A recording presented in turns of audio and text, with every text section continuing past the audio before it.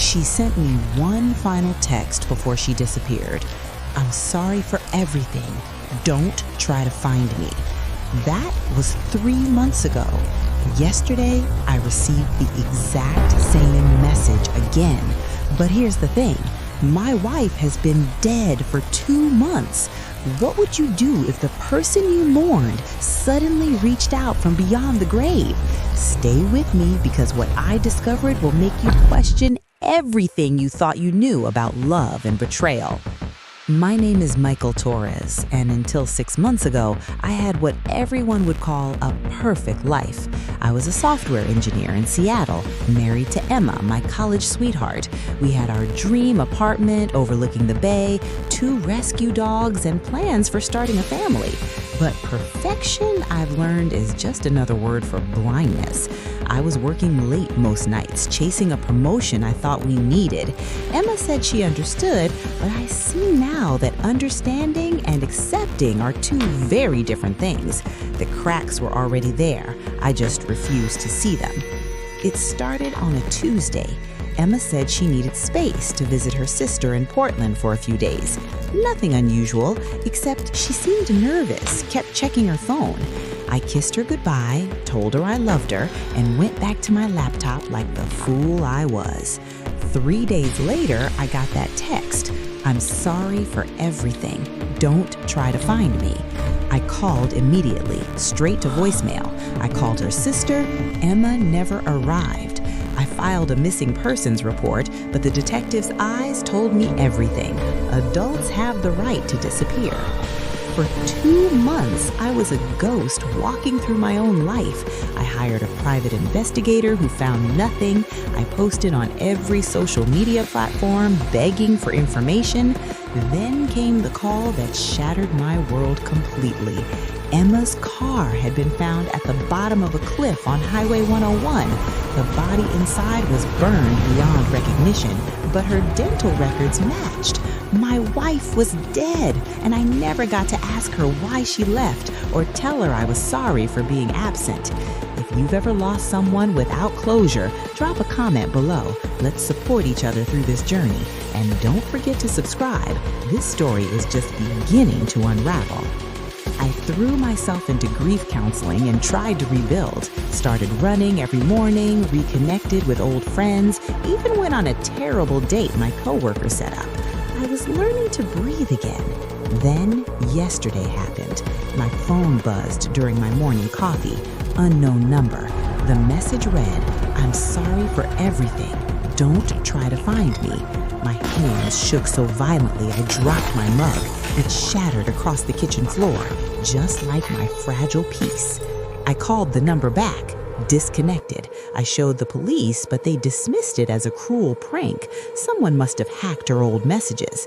But the metadata was wrong. This wasn't sent from her old phone. This was typed yesterday at 3:47 a.m. from somewhere in Vancouver. I knew what I had to do. I packed a bag, called in sick to work, and started driving north. The private investigator I'd hired before, Robert Chen, agreed to meet me at the border. "Michael," he said when we met at a diner in Bellingham, "I need to show you something I found right before Emma's accident. I didn't share it because, well, you were grieving." He slid a folder across the table. Inside were photographs of Emma meeting a man I'd never seen before. Dark hair, expensive suit, dozens of meetings over 3 months. The final photo was dated the day before she disappeared. His name is James Novak, real estate developer, but my sources say he's connected to something bigger, money laundering, possibly worse. Emma's accounting background, she might have stumbled onto something, or he didn't finish. He didn't have to. My wife had been leading a double life, and now someone was sending her messages from beyond the grave. The question burning in my mind, was Emma running from me, or was she running for her life? And if that text was real, if somehow she survived, what kind of danger was she still in? I drove to Vancouver with Robert following in his car. The coordinates from the message led us to a waterfront warehouse district. Rain hammered the windshield as we parked a block away. This is insane. We should call the authorities. But I was already out of the car, moving through the shadows toward a building with a single light in the upper window. That's when I saw her. Through the rain-streaked window, a silhouette I'd memorized over 8 years of marriage. Emma was alive. My heart soared and shattered simultaneously. She was alive, and she'd let me believe she was dead. What kind of love does that? What kind of lie requires that level of commitment? Comment below if you think I should have confronted her right there or kept watching, and hit subscribe. You'll want to see where this goes. I watched for an hour before James Novak arrived. They didn't embrace. They argued. I couldn't hear the words, but her body language screamed fear. He grabbed her arm. She pulled away. That's when I burst through the door. Emma! The shock on her face would haunt me forever. Michael, no, you shouldn't be here. James moved between us, and that's when I saw the gun. Well, he said calmly, this complicates things. Emma, you said he'd never find you. I didn't send that message, she whispered, staring at her phone on the table. James, I swear I didn't. A slow clap echoed from the shadows. A woman emerged, older, elegant, holding a phone. No, dear. I sent it from your backup device, the one you thought you'd destroyed. Emma's face went white. Victoria! The pieces started falling into place like a nightmare jigsaw puzzle. Victoria was James's wife. Emma hadn't been having an affair. She'd been his accountant, the only one who figured out that James was stealing from Victoria's family trust, millions laundered through shell companies. When Emma threatened to go to the authorities, James had threatened me. Leave, disappear, or your husband has an accident, he told her. So she staged her own death using a Jane Doe from the morgue and James's connections in the police force. She'd sacrificed everything to keep me safe. I loved you enough to let you hate me, Emma said, tears streaming. I loved you enough to become a ghost. Victoria's laugh was cold. How touching. But you see, Emma, I need you both now. You're going to testify against James, and Michael, you're going to ensure she cooperates. Or we can make your death real this time. Robert burst in with actual police. He'd called them the moment I went inside. The next hour was chaos. Arrests, statements, paramedics checking Emma for injuries. Emma and I sat in the back of an ambulance, not touching, an ocean of hurt between us.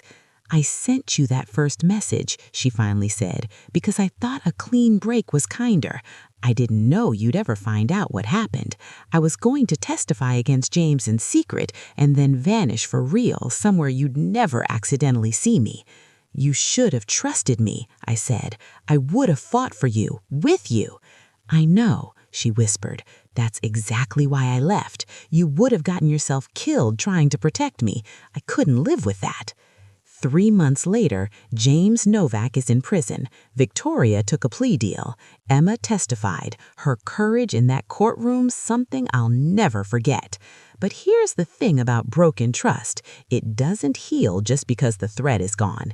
We're in couples therapy now, meeting twice a week in a small office that smells of lavender and regret. Some days I look at her and see the woman I married. Other days I see a stranger who orchestrated her own death and let me suffer.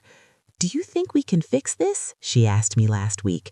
I held her hand, the first time I'd willingly touched her since Vancouver.